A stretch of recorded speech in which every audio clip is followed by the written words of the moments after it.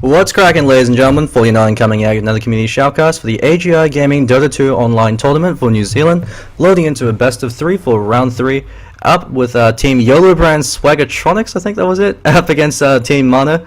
So it should be interesting to see how both these teams fare. Team Mana did cast latter half of one of their games yesterday. Was fairly impressed by some of the individual players, was a bit concerned by some of the build orders coming out from them, especially with the Lifestealer going for something like a Helmet Dominator early on, instead of the Armlet or the early phase into Drum. But that being said, it'll be interesting to see how they fare up against Yolo brand Swagitronics. Don't think I've seen much of them, but I believe they 2-0'd their last opponent over in round 2. So just waiting for the last player to load in, Trickster's Holic. Should be good to see how both teams fare off in this best of 3 lineup. So far, I haven't casted a game that's made it to a game 3, so fingers crossed that this one does. But while I say that, for round 3, I also believe it's Team Moving Experience are up against the boys from the Philippines, Team NG, as well as in the loser bracket. It's SSCT currently playing up against Team AGI, which include the tournament organizer Thomas. I believe his brother is the Buds, and he's also playing for this team, so it'll be interesting to see how fellow casters fare off in their games. So we're loading in right now. I believe it's Yellow Brand Swagitronics have got first pick. So Curry Puffs, their drafter, up against the Buds. It'll be interesting to see what hero they decide to let through the first picking and banning stage. Looks like their team icon's actually Justin Bieber. So you go UBS. We have been seeing a lot of Doom as well as Lycanthrope being banned, and of course in game number 1 of SSCT up against Team AGI, which I just casted prior in-game, the Lycanthrope pickup actually completely decimated the enemy team just because of the Death Ball coming out from him. He didn't even have to go for the Necro 3, all he did was build a BKB very quickly. Vlad's BKB with the Medallion of Courage and Treads, and he was simply walking around killing everything that moved. Doombringer first ban coming out from the Mana party, and for good reason. Doombringer is the antithesis of any 4 Protect 1 strategy, since if you've got any hero that the majority of the farm is going towards, Doombringer completely negates that just by blinking and pressing R. He's the only hero that you could consider that counters every other hero in the game, including himself. Doom is stolen by Rubik. And if he's able to pick up a Refresher Orb, if he goes for a much more active caster role, so say he goes for an Arcane Boots into Blink Dagger, builds towards an Aghanim Scepter then a Refresher Orb, or you could even skip out the Aghanim Scepter, go right for the Refresher, being able to consistently doom enemy heroes. Just ensures that they can't do anything to fight. For instance, if you doom Tinker, he's now a range creep, he can't even use his items. So all we could do is focus him down, or you can even ignore him and kill the rest of his team, then turn around and return fire on him. Titans are also being banned out by YBS, really fearing the power of that offlane Titan, and for good reason. With the recent buff to Anchor Smash, he's incredibly difficult to dislodge from lane. And not only that, if he's on point, especially as a dire offlaner, he can consistently stack the Ancients and clear them out to get himself a very fast Blink Dagger. Titans is a hero that's just incredibly difficult to dislodge from a lane, and if you leave him alone with your carry, he's going to be able to bully them out of the lane very easily. So in that sense, he's replaced the Centaur Warrunner, who used to be able to achieve that role. However, with the nerf to Hoof Stomp, the Hoof Stomp mana cost being increased from 85 to 130, he only has enough mana to use 1 Hoof Stomp in the early stage of the game without any stand increasing items. Batrider is the first pick coming out from YBS. They have let Tinker through, and if Mana Party is on the Radiant side, they can actually choose to pick up Tinker right now, and even pick up the Faceless Void, but instead they go for Centaur Warrunner. Bit of a questionable pickup. Centaur Warrunner has fallen from grace, especially with that nerf to Hoof Stomp. It just completely mitigates his early roaming and ganking presence. Since Centaur Warrunner is a hero that has to have a good start in order to be effective, if he's shut down at all or if his Blink Dagger is delayed, he loses that burst damage potential similar to a Queen of Pain. He relies on being able to jump on the support hero and blow them up before they know what's happening, and then get the hell out of there. So Queen of Pain can accomplish that with the Sonic Wave as well as the Scream of Pain. Centaur Warrunner achieves this with a Stampede into Blink. Hoof Stomp follow up with a Double Edge. If he's delayed in getting his Stampede, if he's delayed in getting his Blink Dagger, he no longer has that ability to jump and instantly blow somebody up. Bane being picked up from Mana Party, so it could be indicative of maybe a Mirana pickup. Usually you want to pick Bane in concert with another support hero, or a hero that could synergize very well with him. We also have been seeing something like a Bane Kunkka, which can work very well. Bane is kind of like the lazy man's Shadow Demon, in the sense it's a lot easier to execute the combo, since you don't have to time it perfectly. But the drawback to that is it's a lot easier to mess up the combo. If it's a try-v-try, you could juggle the Nightmare by having your support hero take it instead. It means that you could dodge the arrow, turn around, go for a kill if they overcommit. Ancient Apparition being picked up by YBS. Very strong synergy, especially in conjunction with the Batrider. Since Batrider can jump a target anywhere on the map with the Flaming Lasso and the Firefly, Ancient Apparition throws out the ultimate. If the ultimate hits, they're most likely going to shatter. Mirana ban coming out from YBS, so they're very aware of the fact that Bane Elemental is usually used in concert with another hero. On his own, he isn't actually able to accomplish all too much. Even in the hands of exceptionally skilled Bane players, he's limited on what the rest of his teammates can provide, since his Nightmare has to be utilized with another ability, otherwise it's considered almost a bit of a wasted skill. just because it chews through so much mana. You could pick up a hero that has a lot more aggressive capability. But that being said, Bane is still a very powerful hero. He's one of the few support heroes in the game. It's very tanky, similar to a Jakiro or an Enigma. He's got 2.1 stat gain for every single one of his abilities. So it means that he's a lot tanky to bring down than, say, a Crystal Maiden. Third ban coming up from the Mana Party. Ancient Apparition has been picked up, so they know that their offlaner, as well as the primary support hero, has been picked up. Actually, looks like a few people are disconnecting. I'm not too sure what's happening here. It could be internet issues, unless they're going for a remake. Hopefully, should be reconnecting shortly, considering the fact, especially that the Buds is actually the drafter for the team. Not too sure what's happening. Hopefully, it should resolve itself, but in the meanwhile, see if the draft continues. If it doesn't, we'll have to resume the draft based off the same picks and bans that have happened so far. So third ban coming up from the Mana Party, but of course they're deliberating since their drafter is currently disconnected. He might be reconnecting in as we speak, so we'll have to give him the benefit of the doubt. Looks like the Dota 2 network has been suffering a bit of errors. Yeah, it looks like they could be remaking. So YBS giving them the option to be the remake. Just going to wait to see if there's confirmation from the other team. With that being said, so far, YBS, very strong at 2 picks that don't really give away much of their draft. The reason why Batrider has been nerfed pretty much every single patch for the past 6 or 7 patches is because he provides so much utility. He provides a huge amount of flexibility in where you lane him. You could send him, you used to be able to send him mid back when space damage wasn't terrible. You could send him 1v1 where he dominates the lane using sticky napalm. You send him 1v3 where he's still able to find a lot of farm and even go for kills if the enemy team is unwary. And if he happens to fail on the offlane, he can always go in towards the jungle. Looks like they're going to be They're going to be remaking with the same password and the same picks and bans. So the lobby should be remade. But that being said, Batrider with the most recent nerf that halves the amount of bonus damage Sticky Napalm provides on non-hero units is actually quite a significant nerf, just for the fact that it delays his Blink Dagger. Looks like everyone's disconnected. Yeah, so we are going to reconnect into the same lobby and remake the game with the same bans. The reason why it's such a significant nerf is like a Centaur Warrunner, Batrider is a hero that has to get a very fast Blink Dagger. Without the Blink Dagger, he's a mere shadow of what he could be, and it really limits his effectiveness, especially as an initiator. Just because he's the reason why he's so powerful is because he's the single best initiator in the game. No other hero has the ability to just jump in, start a fight, instantly 4v5. The only other hero that's comparable would be the Vengeful Spirit. But she then sacrifices herself by putting herself in a bad position and doesn't create enough distance, since unless she has the level 2 or level 3 ultimate, there's not enough space created. Whereas with the Batrider, he blinks in with the Firefly, lassos someone and force-stuff himself out, instantly creates a huge amount of distance while not putting himself at risk. Also has the lane flexibility. Vengeful Spirit's a support hero. You can't really send her into a solo lane without her being torn apart. She has to have a very good start since she's got a very low range for the magic missile. You have to combo the Vengeful Spirit with another high range initiator. So for instance, Vengeful Spirit and Visage work fairly well, since Visage should walk up with a Grave Chill, or Vengeful Spirit and the Venomancer. Venomancer's Gale has an 800 initiation range if he's able to land it. So Venomancer follows up with the Gale, Vengeful Spirit runs up, throws out the magic missile and right clicks him down. Or even the Crystal Maiden, since Crystal Maiden has the high range Frost Nova coming up from her. Looks like we're just going to be waiting on the last player for the Mana Party, which was the Buds. Whereas the Batrider, he could go into any lane, and the reason why the nerf is also significant is the fact that it makes his recovery a lot more difficult. If he gets completely shut down in the off lane, he can't just rotate into the jungle and instantly farm up his Blink Dagger. It takes him a lot longer. So instead of a 9-10 minute Blink Dagger you could accomplish by jungle stacking and pulling, it's now going to take you 11 to 13 minutes, depending on how efficient you are with your jungle patterns. That means that there's a window of opportunity for the enemy team to be able to group up. If you're not present in the lane, they could just take your tower, group up as 5, start taking more towers, utilize that snowball gold advantage to get tanky, to build their core items. So if they're able to get a mech, and Batrider just picks up his Blink Dagger, suddenly a lot of his effectiveness his effectiveness has basically been cut in half, since he won't be able to kill someone before the mech is able to heal them. It means you have to commit a lot more resources to killing that target that you jump on, and that means that you're using more resources that could otherwise be used to kill other targets. And so it's the reason why Batrider has kind of fallen off from first pick, first ban stage. He is still picked up usually in the second or third banning stage.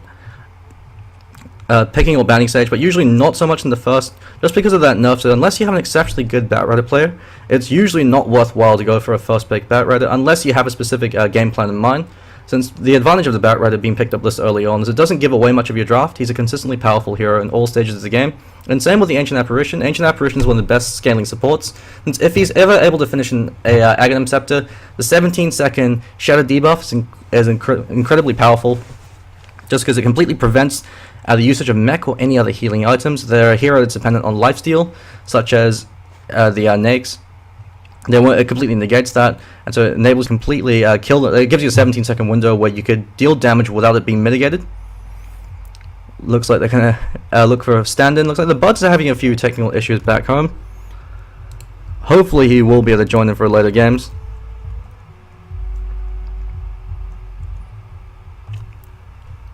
So for those of you just joining us, I'm 49 Community Shoutcaster for the AGI Gaming Dota 2 online tournament, which has currently being run. Will run on until tomorrow. I believe that's when the grand finals are. So there's still a few more rounds to go. There's the loser bracket which is currently playing at the moment. So this is round 3. And Omega Kai was meant to be casting, but I think he's having a few issues with Twitch, so I'm currently stepping in. It should be good to see how the series goes. So far, none of the series I've casted have gone to game 3. So fingers crossed that this one does. It's always good to have a bit of a climactic showdown, since after all, even Na'Vi loses game 1 from time to time. Okay, so it looks like the players from YBS are going to look for a stand-in. It's in Mana Party. They've lost contact with their other member. Been unfortunate, but these things do happen from time to time. So the picks and bans so far was the Doombringer, as well as... So it was the Doombringer and the...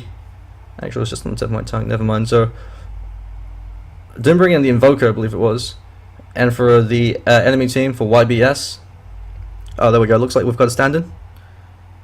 So everything should be good to go. So remaking with same bands. First pick was the Batrider. Second pick was the Ancient Apparition for YBS. For the enemy team.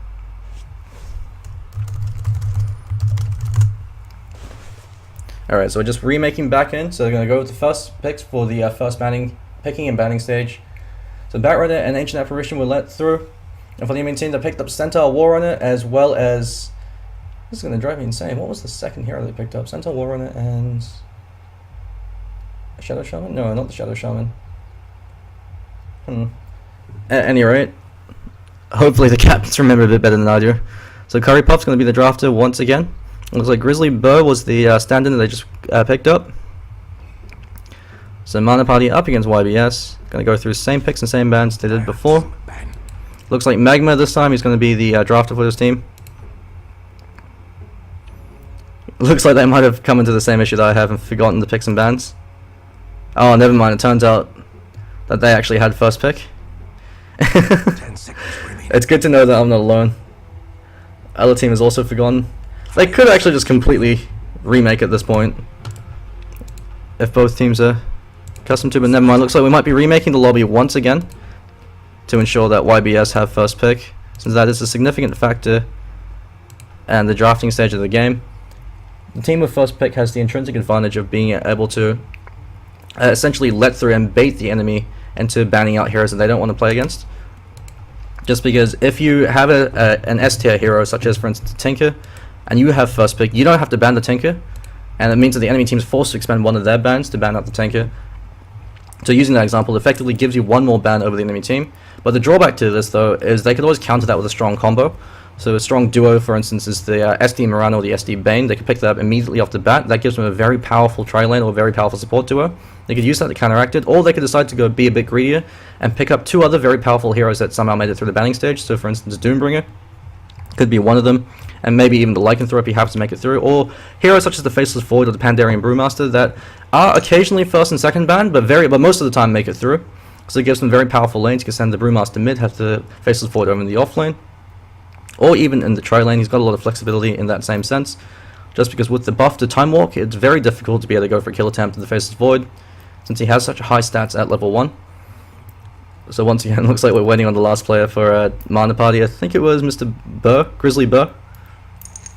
There we go, so he's loading back in right now.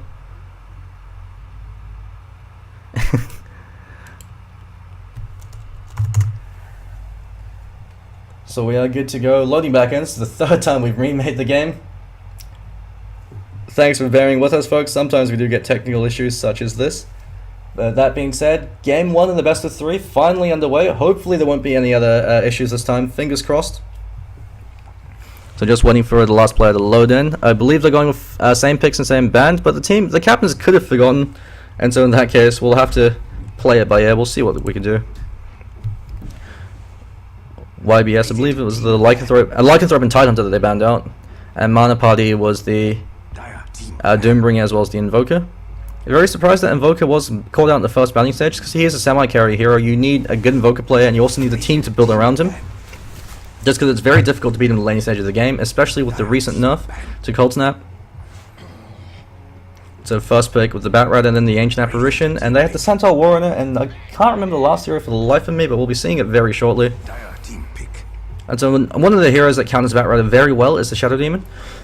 You disrupt the target that he lassos. Another hero is the Abaddon.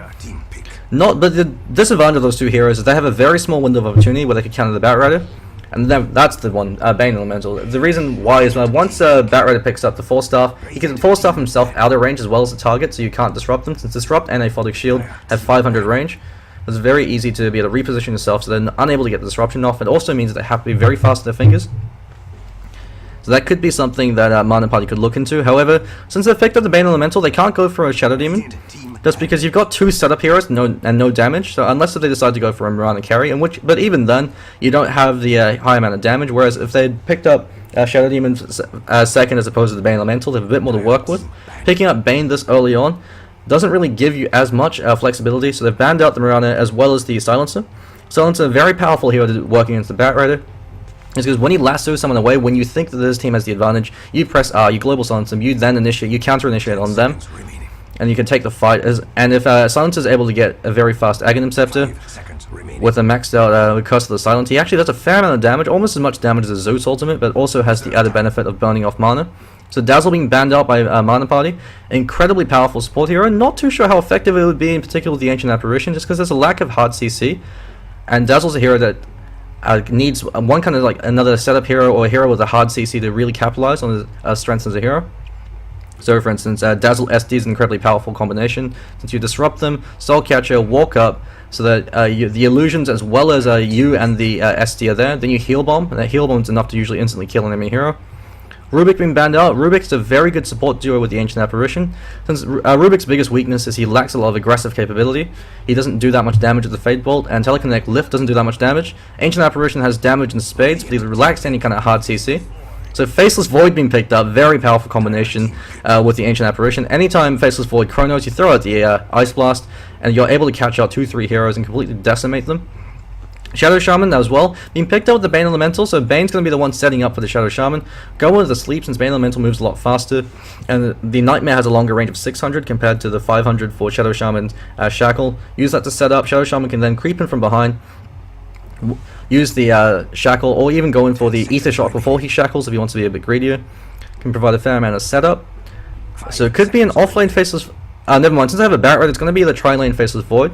Unless they decide to do a dual mid, they could use that to surprise the enemy team if they pick up a hero that's dependent on a one-on-one situation. Centaur Warrunner up against a Bat Rider. If it happens to be 1v1, Bat Rider has a significant advantage just because Centaur Warrunner is a melee hero, and once Bat Rider gets 4 or 5 stacks of sticky napalm on any hero, they're essentially dead if he's got Firefly available. Shadow Fiend's going to be their mid lane hero, unless if they decide to run him in that tri-lane position to get himself a fair amount of farm. They could also do the dual mid to ensure Shadow Fiend gets a lot of farm. Shadow Fiend's one of those heroes that's highly dependent on not only the player's ability, but the situation that your team can create for him. If he's not able to get a very good start early on, he can recover, but your team has to pick up the slack. So if you pick up a Shadow Fiend, you have to invest a lot of resources, a lot of support rotations to make sure that he completely dominates mid lane, and that he gets the ball rolling. Since otherwise, if Shadow Fiend's playing from behind, while he can recover nicely if you've done some neutral creep stacking, you lose the advantage of the Shadow Fiend, which is the fact that you can snowball out of control very quickly. So Shadow Fiend punishes any mistake the enemy team makes a lot faster than any other hero, just because he can pick up his gold and his items a lot faster. And if he's able to get a level 7, level 8 before the enemy supports even have boots or braces, he can walk around two-shotting them and do some Yafet's level plays. Ogre Magi being picked up, which is something I'm very fond of. Ogre Magi and Ancient Apparition is an incredibly powerful support duo for 2 reasons. One, you've got the setup from the Ogre Magi to ensure that the Cold Feet procs. And secondly, you've got the Ice Vortex, which amplifies the damage for the Ogre Magi. So Ignite as well as the Fire Blast is enough to ensure that the Cold Feet procs. And then with the Ice Vortex as well as the Chilling Touch, you can right-click people down. Ogre Magi is a very powerful support here in the sense that he's incredibly tanky, so it's difficult to dislodge. Wraith King being banned out, who works fantastically as a 2-position role with the Shadow Fiend, just because he walks into the front line, draws fire, draws stun, dies, reincarnates, and since they don't have any heroes or any flexibility left in the draft to pick up a counter to the Wraith King, such as a Lion, he's always going to get reincarnate off, and every time Wraith King successfully gets a reincarnate, if there's another carry on your team, the enemy team pretty much lost the fight, unless you're able to kill the carry as well, just because a 75% snare gives Shadow Fiend all the time in the world to be able to right-click people down, and it's an incredibly potent, aggressive tri-lane. If you have the Bane Elemental, the Shadow Fiend, as well as the Wraith King, Bane sets up with the Sleep, Wraith King walks up, Wraith Fire Blast in the face, Shadow Shaman, and then chain it with the Shackle, and you can blow them up, the sheer amount of damage coming out. Nature's Prophet being banned out by mana parties which is a bit surprising considering the fact that they've got 2 offlane heroes already, and most likely will be the Bat Rider, since Bat Rider cannot mid, especially with the base damage nerf, and Faceless Void can't really mid either against the Shadow Fiend.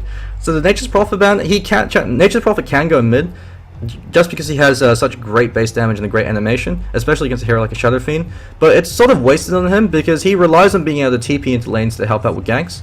And Spectre being picked up. So Mana Party having secured the early and mid game with the earlier picks, and then securing the late game with Spectre as well as the Shadow Fiend.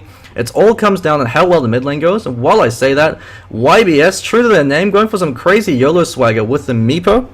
So we're going to be seeing a Meepo mid, and a tri-lane with the Ancient Apparition, the Faceless Void, and the Ogre Magi, and the off-lane with the Bat Rider. If it's Bat Rider up against the aggressive tri-lane of Mana Party, he'll be having a very difficult time, just because there's 2 incredibly long-range disables to be able to help burn down the Firefly time.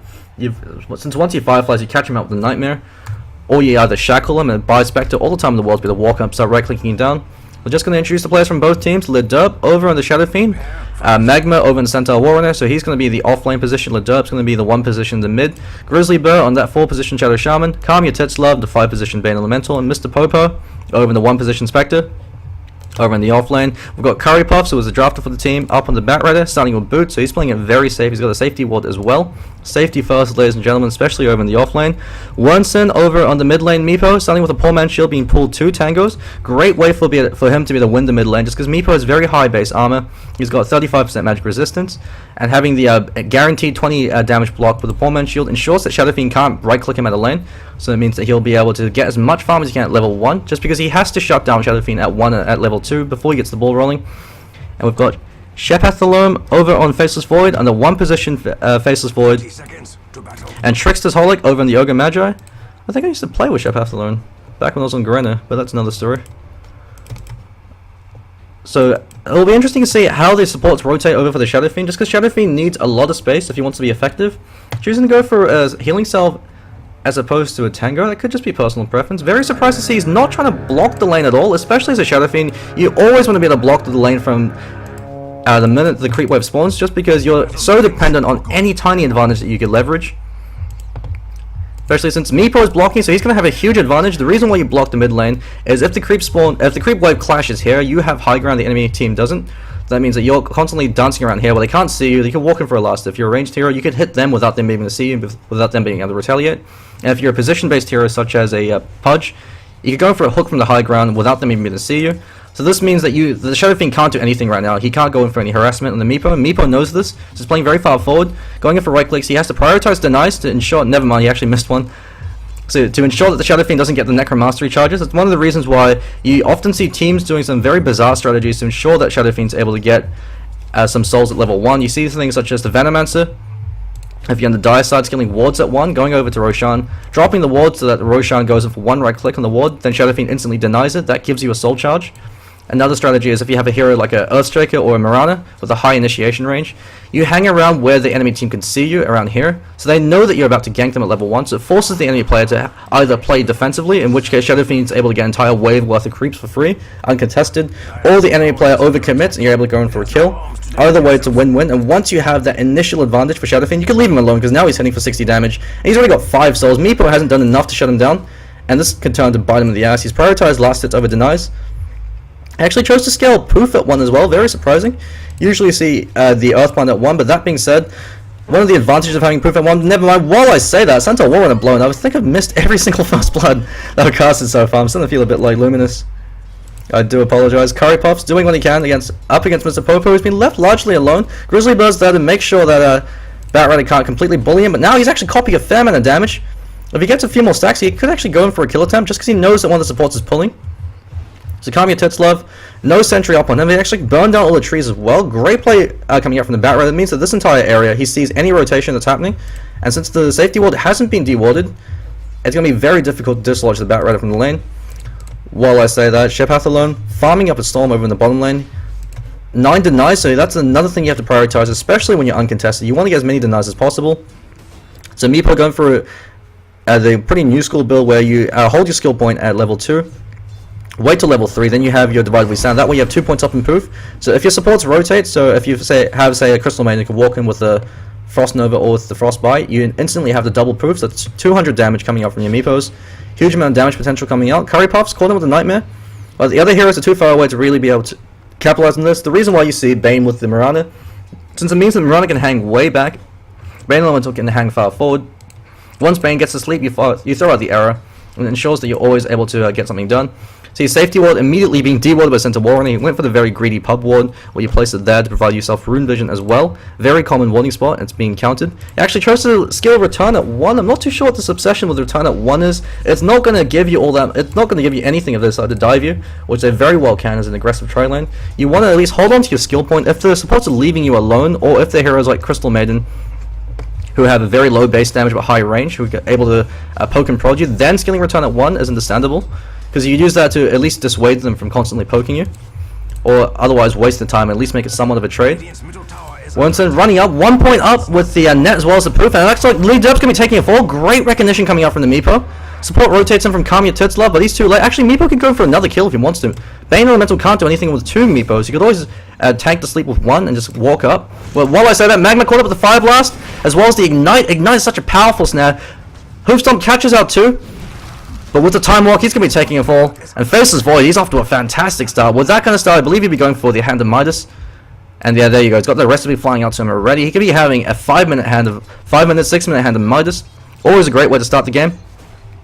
22 for 11. He's got the same amount of last hits as Mr. Popo, but he's got a lot more denies, which is a lot more important, especially against the offlane hero. Do you see right now, Centaur Warrunner is level 2 compared to the offlane of the Batrider, who's level 4. Batrider's been given a lot more free EXP in this lane, and the creep equilibrium is pushing itself forward. Since Mr. Popo now, he's going to clash the creep wave at the tower, which means the tower will throw out a few right clicks, and that will decimate the wave. And once that happens, it means the next creep wave engagement will clash around there, just because the creep equilibrium is being disrupted. And that means that the Batrider has a lot more space to be able to get EXP. He's got a lot more wriggle room. And while I say that, Winston actually going to be taking a fall. Decides to man mode with Ledurp, but Ledurp just stands his ground and right clicks him down. So with 20 souls up, he's starting to hurt like hell. He's doing 100 damage per right click. And while Meepo is surprisingly tanky, he still is a fairly squishy hero if it comes to the concentrated fire, especially with the razors coming out. Grizzly Bird's going to be taking a fall. Curry Puffs doing what he can. He's actually going to get a double kill. Fantastic plays coming out from Batrider. This is the reason why he's been consistently nerfed for the past 6-7 patches, and yet he's still consistently picked. He's just too damn powerful at all stages in the game. Probably going to be going for Tranquil Boots to give himself sustainability. Since as an offlaner, you never want to leave the lane unless you have to. You want to get as much EXP and as much gold as possible. And so YBS, showing off their Yolo swagger, doing very well. Bit surprised that they chose not, they didn't go for the swagger Fiend themselves, but they're making up for it with the Geomancer. And level 7 Meepo, very surprising to see that he's not actually stacking any of the neutral using his other Meepo. It looks like he's doing that now. But even then, he's been making it work. We've got a smoke rotation coming up from the 2 supports. And the hard cam has been stacked up, so they've been being very efficient with their rotations. They're going to go in for a kill on the Shadow Fiend, who at this point is just food. If you catch him out with 1 disable, Meepo can walk up and poof him and smack him in the face with a shovel. They're going in for a very aggressive smoke maneuver. It's one of the advantages of being on the Dire side is you could creep him from there, whereas from the Radiant side, if you decide to smoke in, you either have to go the long way around, or you have to dive past the tower. In which case, it's good that you have the Ogre Magi, because with 7 base armor, it's got the highest EHP at level 1 in the game. They're going in for a kill, and the Derp, he's dead. There's absolutely nothing he can do.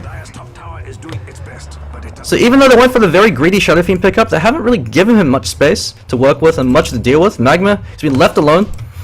But Shepath alone, level 5, and with 3 points up in the time lock. If he gets a time lock, it's a substantial amount of damage coming out of him. Grizzly Burst rotated over to the bot lane. But that means that in the top lane, Spectre as well as Bane Elemental left to the tender mercies of Batrider, you actually can easily go for a kill attempt on them. Interesting to note that Spectre's gone for the most efficient Spectre build in terms of DPS, where you max out the Desolate. Just because when you press Haunt, the enemy supports are usually far enough apart that they're going to get free Desolate hits. Desolate is one of the most overpowered damage steroids in the game. For instance, if a Windrunner activates Windrun, it will hit through evasion, it will hit through disarm, just because the only thing that Desolate checks is if the enemy hero if the unit is 400 range away from another allied unit. So we'll hit through Windrun, things like that. It's pure damage as well, so it effectively doubles your right clicks, especially this early on, when Spectre doesn't actually right click very hard. Spectre going treads into Poor Man's Shield, so he's decided to tank up. He picked up a Magic Stick a bit too late, but he's got that now. When you're laning against a Batrider, that's usually the first item you pick up. Either Boots or a Magic Stick as soon as possible, just to make sure that if he's spamming out that sticky Napalm, you can at least return tit for tat. If you're a hero with a spammable nuke, you can throw it out at him, keep him so low that he can't go for any engagements. But Meepo, while he's doing some jungling, he's leaving the mid lane, and that's a very huge mistake to do against a Shadow Fiend. Since he's left alone, he's allowed to recover. 4 points up in Necromastery as well as the raise. And even though he's died twice, he sure as hell isn't showing it. He still is farming very well. Wormson picks up that haste rune, throws out the bind. Proof one's going to be coming. There's a lasso as well if they really want to commit to this, and they're committing for it. Lasso is such a short cooldown. You can throw it down to kill high priority targets such as the Shadow Fiend in the early stages of the game. He's now 500 gold away from his Blink Dagger. That could be a 9-10 minute Blink Dagger coming out from the Batrider. Most likely going to be 10 to 11 since he's rotating around the map so much. Faceless Void, off to a fantastic start, still holding on to his goal. He could decide to go for Ultra Greed and pick up a Battle Fury as well, but Hand of Midas usually is enough. You could go for the loader build where you go for Hand of Midas into Maelstrom, then pick up a Mask of Madness, and then finish that into a Molnir. Since Faceless Void's different from other carriers in the sense that he doesn't have to build damage, all he has to build is attack speed in the early stages of the game. Time Lock does so much damage early on, especially when you're during Chronosphere, since it doubles the amount of damage they take from Time Lock. So as long as you stack attack speed, you're able to do a lot of work in these engagements. And they're rotating over to catch up. Bane, Kami, Titslov, caught behind enemy lines, runs around with a double damage and smacks them apart. Great plays coming out from the boys from YBS. The aggressive wall being placed by Bane Elementals to spot the Ancients. Ancients have been stacked as well, so Meepo's been fairly efficient. He's been doing a lot of work. I think that was the Batrider. Really proving to be ineffective. You can't rotate as one on your own, especially when they've got a Batrider in the enemy team who's missing. You need to rotate a two or at least come into smoke. While I say that, Magma caught up in the Chronosphere, smacked to hell by Shepathalone. It should be able to take the tier 1 bot in the bottom lane. Huh. Mind me just taking a quick drink of water. Curry Puff, he's now got a Blink Dagger. So 9-minute Blink Dagger up on the Batrider with a lasso just off cooldown. Ward being pinged out. They know something's not quite right. Wormson, very close to his Aghanim Scepter. He's 900 gold away from it. Aghanim Scepter on Meepo this early on is insane just because it makes it incredibly tanky and hard to be able to kill the Meepo. So you have to keep in mind the 35% magic resistance doesn't seem like much, but considering the fact that the majority of the damage for Team Mana is magic based, it stacks up very quickly. They're trying to go for a kill attempt over on Curry Puffs, but Curry Puffs doesn't give a damn. He's got Blink as well as Firefly. Oh, never mind, Firefly's on cooldown. The only thing Firefly can't do is be renewed for a second season. It gives you vision, it gives you ganking potential. You could even use it for utility, for dewarding, and for escaping ganks. It's one of the most overpowered abilities in the game, especially in conjunction with the sticky Napalm. So Shadow Fiend playing very scared, probably wants to rush the BKB in this lineup, just because he knows that if he can't go for a Blink Dagger just because he doesn't have to set up for it. And B, if he blinks in, he'll instantly be killed. He can't go for the Shadow Blade as well because it's too delayed. And he can't go for any Shadow Blade pickups, just because the only hero that he can reliably kill would be the Ancient Apparition. But while I say that, Smoke, Flaming Lasso, and he dies before he could do anything. YBS really showing off their swagger. Grizzly Bar caught up in the Earthbind, and this Meepo player has been making work. Because Earthbind's been absolutely on point. 2 points up in Earthbind, then choosing to max out the Geostrike. Fairly conventional build. It's a Mask of Madness up in the Faceless Void. And Meepo now has his Aghanim Scepter, so that's another Meepo joining the fray. Magma still does not have Stampede. Compare that to the Batrider, who's level 9, 4 level advantage on Centaur Warrunner.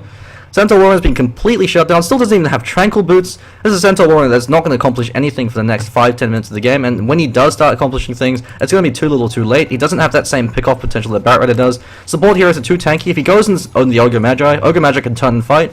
If he goes in the Ancient Apparition will die, but if there's another hero around, he'll at least be able to make it a trade. And while I say that, Mask of Madness up on Faceless Void gives you a substantial increase in DPS. He's been very on point with his denies, 78 last hits and 29 denies. This early onto the game means that not only has he been clearing out neutral creeps, he hasn't missed a single creep, or if he has, they're in the single digits. He's only missed a handful of creeps, as well as the fact he's also been clearing out stacked out neutrals. It's the only way that your CS can be this high this early on, and including denies as well. While I say that, 4 Meepos going for a bit of a cheeky gank over in the mid lane. Magma's also going to be taking full. There's a Geobind. Earthbind coming up. Never mind, the Hoop Stomp is going to buy himself some space. Wants to continue to dive. The Creep Wave blocking him. Creep's overpowered. But Magma, the Creep Wave also blocks out the advancing Meepos. Keeps him alive, but just barely. He still does not have Stampede. This is the reason why Centaur Warrunner has fallen off. When you have an alternative like Tidehunter, who you can't bully out, or even if you do shut him down, you can always recover through Ancient Stacking. Centaur Warrunner seems like a pale comparison. Very surprised as well that Clockwork Goblin has not been picked up. Clockwork Goblin is similar to the Tidehunter in the sense that you can't dislodge him from lane. It's very difficult to go for a kill attempt with a Cog, so you could Cog block to control creep equilibrium. You use Cogs to be the push enemy hero back, and if he's left 1v1, but while I say that, Mr. Popo caught him the Flame Lasso, Mask of Madness, Papa Shapathalon, he's gonna smack him down. Trickster Holic runs a Chronosphere, catches out Kami Tetslav, just barely evades Grizzly Bear, turns him to a chicken. That's one fast-ass chicken. KFC coming at you, now mad as hell, and he's gonna smack you down. Mom Spaghetti doing too much work for Shapathalon. They're grouping up for a tail 1 push over in the top lane. That's gonna free up a lot of farming space for the Radiant side, while denying it from the Dire side. And without a ward there, that's that much space that they've lost. The reason why you want to hold on to your safe lane tower not only is the fact that it provides you that physical space that the enemy can't attack you, it provides you the ability for your teammates to be a support rotate. You have to think of it as your tier 1 towers as aircraft carriers. They can do damage on their own, but they're mostly there to be able to provide the logistical support. You can resupply at tier 1, you can TP in order to defend ganks, or you can even TP in to gank the enemy team.